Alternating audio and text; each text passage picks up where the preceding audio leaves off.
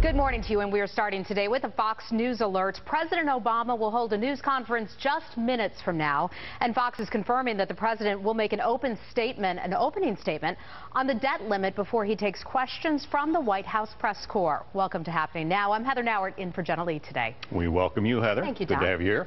I'm John Scott. This will be the president's last news conference of his first term, but much of what he discusses is expected to be about the legislative battles that lie ahead in his second term, including the showdowns over the debt ceiling and gun control. Wendell Goler is live for us at the White House this morning. Good morning there, Wendell. So why is the president holding a news conference now?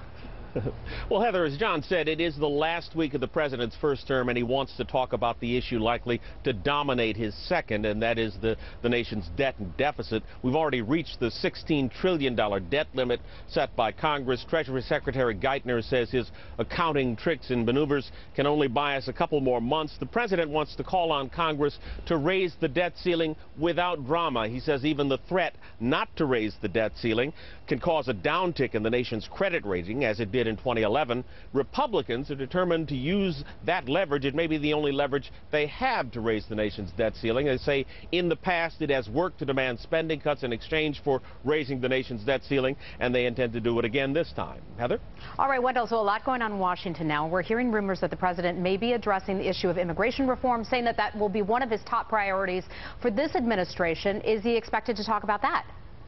Well, perhaps, but even before that, the president's likely to be asked about efforts to curb the nation's gun violence, with Vice President Biden set to give recommendations to the president as early as tomorrow. He has been looking at the issue.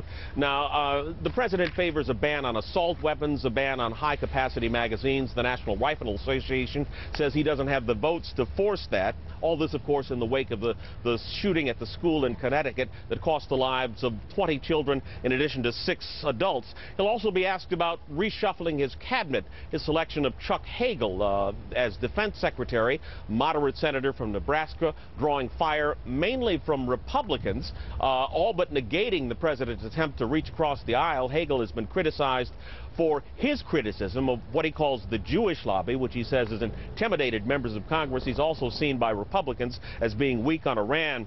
The president also may face some complications in his selection of White House Homeland Security Chief John Brennan to head the CIA. Now, Brennan worked for the CIA for 25 years. His selection to head that post not drawing as much criticism as Republicans see an opening to once again probe the ashes of the tragedy at the U.S. consulate at Benghazi that cost the life of an American ambassador and 3 others. Heather? All right, Wendell Goler in Washington. Thank you so much. Sounds like just about everything, including the kitchen sink down there in Washington. Thank you. For more on this, let's talk with David Drucker. He is the associate politics editor for Roll Call. There is a great deal of thought that goes into the timing and the calling of these presidential news conferences. The president usually has some major point he wants to make. Why now? Why today, David? Well, part of it is that the first term is winding down. There's just a week left, and even outgoing presidents tend to give a news conference trying to sort of set the agenda for what they accomplished when they're on their way out, if they're on their way out. I think in this case, the president really wants to stay on offense on the debt ceiling. We know we're going to have a major clash between him and the House Republicans and Senate Republicans. On the debt ceiling, the president wants a bill giving him a clean increase in the nation's borrowing limit. Republicans want a lot of spending cuts and probably entitlement reform in exchange for granting him that. And I think that he's had the upper hand politically on this, in part because he has defined the terrain in this rhetorically, and I think he wants to continue that.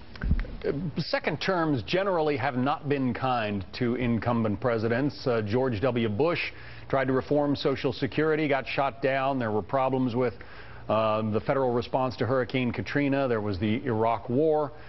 You also had, Bill Clinton. Everybody remembers what happened in his second term. What are the potential problems that lie ahead for this president?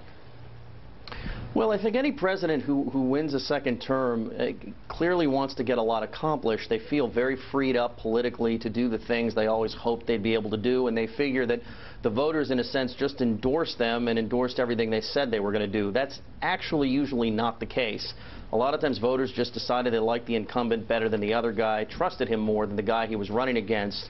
And a lot of times you have members of Congress, even from your own party, who figure, look, you're on your way out, either 2 years from now or 4 years from now.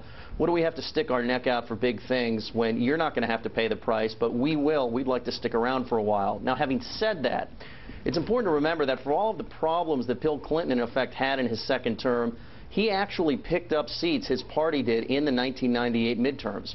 And when you look at George W. Bush in his presidency, Republicans had been in control of Congress for a dozen years, and there was a general hangover and rejection of Republicans running everything in town, and that was reflected in the results of the '06 midterms. Here, Republicans control the House of Representatives, and that is something I think the president is going to highlight in a sense to say, give me more freedom and latitude in my last 2 years, and Democrats can accomplish a lot. And so you have to kind of look at both sides of the equation as you try and figure out what kind of second term he'll have. But we've got this economic recovery, if you can call it that, that is very anemic. You've got unemployment pushing near 8%, and if the labor participation rate were the same as it was when he took office, it would be over 10%. There's an awful lot of bad news out there, and that's not to include information about Iran and its pursuit of a nuclear weapon. So by focusing on the debt ceiling fight, is the president sort of holding out a shiny object for the press to capture attention? Well, look, I think you're right that there's a lot of pitfalls out there for the president, things we haven't thought of, foreign policy crises yet to come, and an economy that has been sluggish. A couple of things to realize, though. First of all, the economy has not been in that great a shape, and the president was reelected nonetheless. And so while eventually I think voters might get a little fed up with his economic stewardship, you know, they might not. And secondly, whether the president wants to hold out shiny objects for the press or not, we know this debt ceiling fight is going to come to a head. We know it's going to be a major clash. And the president wants to maintain the upper hand here. And it's not so much about what you or I might think is really going on. It's what voters think is going on, how they see things. And he wants to maintain his image as the reasonable, rational guy versus, you know, a band of Republicans he wants to paint as extreme, out of touch, and unreasonable. So we'll look for him to steer the conversation at this news conference. David Drucker, we're going to have to leave it. That's correct. That's what it's all about. Yeah, we'll have to leave it there. Thanks, David.